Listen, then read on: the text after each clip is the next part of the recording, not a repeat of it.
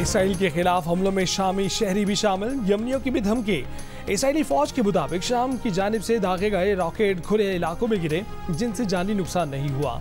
Yemen की Ansarullah तहरीक के सरबराह सैयद अब्दुल मालिक बदरुद्दीन अल हूसी की अमेरिका को वार्निंग, खबरदार किया कि अगर अमेरिका इस जंग में शामिल हुआ तो फिर यमनी शहरी भी फलस्तीनियों के दिफा में पीछे नहीं रहेंगे। इसराइल पर बारूद भरे ड्रोन और रॉकेटों से हमला किया जाएगा। यूक्रेन के खिलाफ जंग में कामयाबियां समेटने वाले चेचन लीडर रमजान कादरोफ ने भी फलस्तीनियों की हिमायत में दस्ते भेजने की पेशकश कर दी।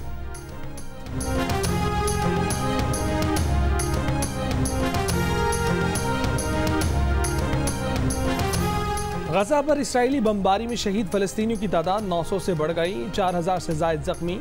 इसराइली वजीर दिफा का फ़ज़ाई कार्रवाई के साथ गजा में कार्रवाई का ऐलान, कहा कि ज़मीनी कार्रवाई पहले से ज़्यादा शदीद होगी। गजा से इसराइली फ़ौज ने 2005 में 38 साल बाद इनखला किया था।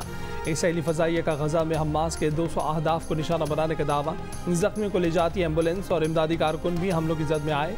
4 रोज़ की बमबारी में 7 सहाफ़ी भी जान से गए। अक़वाम मुत्तहिदा के मुताबिक हमलों की वजह से 1,87,000 से ज़ायद अफराद बेघर हुए। गजा की नाकाबंदी से सूरत हाल मज़ीद संगीन होने से तिब्बी ऑपरेशन मुतासर होने लगे। डॉक्टर्स विदाउट बॉर्डर्स के सरबराह ने कहा है कि गजा में कोई महफूज नहीं, तिब्बी सामान और टीमों की तब्दीली के लिए इंसानी राहदारी ज़रूरी है। इसराइली फ़ौज का गजा सरहदी बाढ़ का कंट्रोल दोबारा हासिल करने और हमास के 1500 कारकुनों की लाशें कब्जे में लेने का दावा।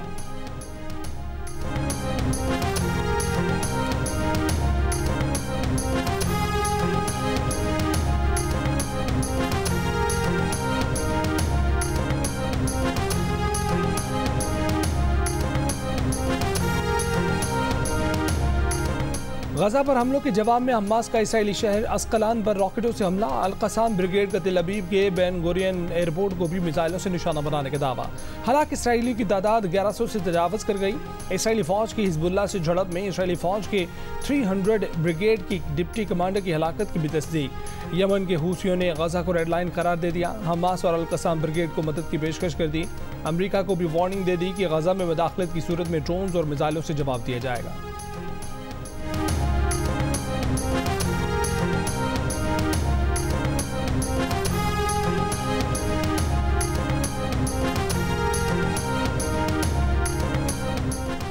अमरीकी सदर जो बाइडेन ने कहा है कि इसराइल में 14 अमरीकी हलाक हुए हैं। हमलों का जवाब देना इसराइल का हक और फ़र्ज़ है।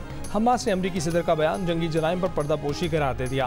अमरीकी वज़ीर दिफा लॉयड ऑस्टिन ने कहा है कि अमरीका के पास कोई सबूत नहीं कि हमले की मनसूबाबंदी या उस पर अमल दरामद में ईरान बराह रास्त मुलव्वस है।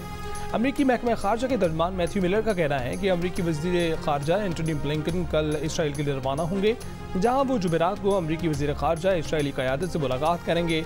तर्जुमान व्हाइट हाउस जैक सलिवान ने हमास के हमले के बाद से 20 या उससे ज़ायद अमरीकियों के लापता होने की तस्दीक कर दी।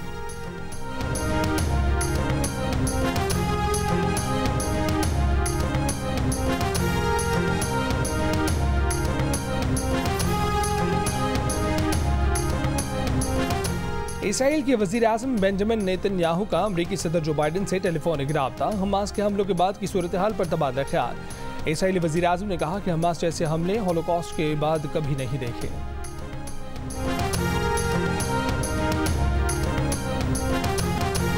फ़लस्तीनियों की हिमायत में मुजाहिरों का सिलसिला दुनिया भर में फैल गया। बरतानिया के शहरों लंदन और कैम्ब्रिज में भी रैली, फ्रांस के मुख्तलिफ शहरों में भी मुजाहरे, अमरीका की रियासत न्यूयॉर्क, इलिनॉय और वाशिंगटन में रैलियाँ, कनाडा के मुख्तलिफ शहरों में भी फ़लस्तीनियों के हक़ में आवाज़ें बुलंद, उर्दन, ट्यूनिस, मराकेश, यूनान, कोसोवो में भी रैलियाँ।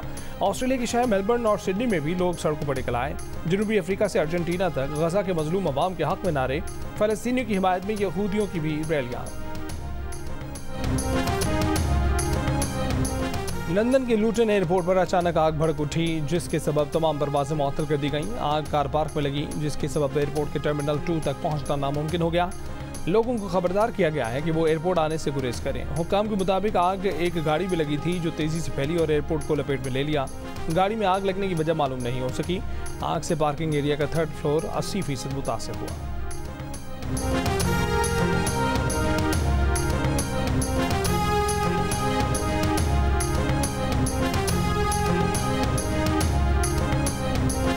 सिक्योरिटी फोर्सेस के खैबर पख्तूनख्वा दो मुख्तलिफ ऑपरेशन में दो दहशतगर्द हलाक हो गए। ISPR के मुताबिक कार्रवाइयाँ डेरा इस्माइल खान के इलाके कलाची और शिमाली वजीरिस्तान के इलाके मीरनशाह में की गई।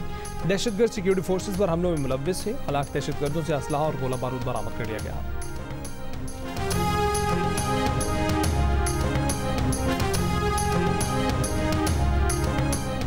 पाकिस्तान ने वर्ल्ड कप में नई तारीख रकम कर दी। वर्ल्ड कप की तारीख का सबसे बड़ा हदफ 345 रन 10 गेंदें पहले ही हासिल कर लिया। अहम मुकाबले में श्रीलंका को 6 विकेटों से चित कर दिया।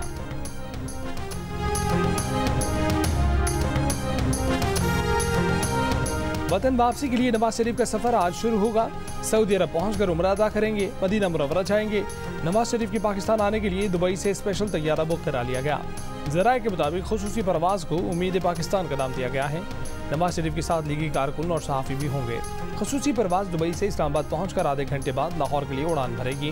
नून लीगी रहनुमा इसहाक डार कहते हैं कि मियां नवाज शरीफ की वापसी पर गिरफ्तारी का कोई चांस नहीं, प्रोटेक्टेड कस्टडी और ट्रांजिट जमानत लेंगे। इलेक्शन में नून लीग का बयानिया होगा कि मईशत की बहाली बेहतरीन इंतकाम है।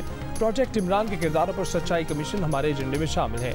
कोई ऐसा इकदाम नहीं करना चाहते जिससे इंतकाम की बू आए।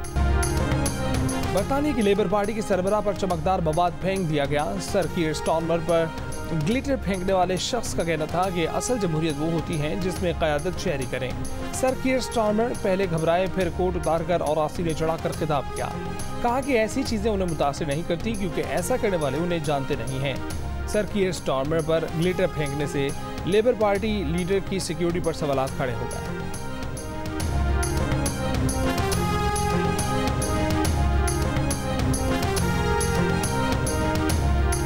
और क्रिकेट वर्ल्ड कप में आज भारत का मुकाबला अफगानिस्तान से होगा। मैच पाकिस्तानी वक्त के मुताबिक 1:30 बजे अर्वन जेटले स्टेडियम दिल्ली में खेला जाएगा।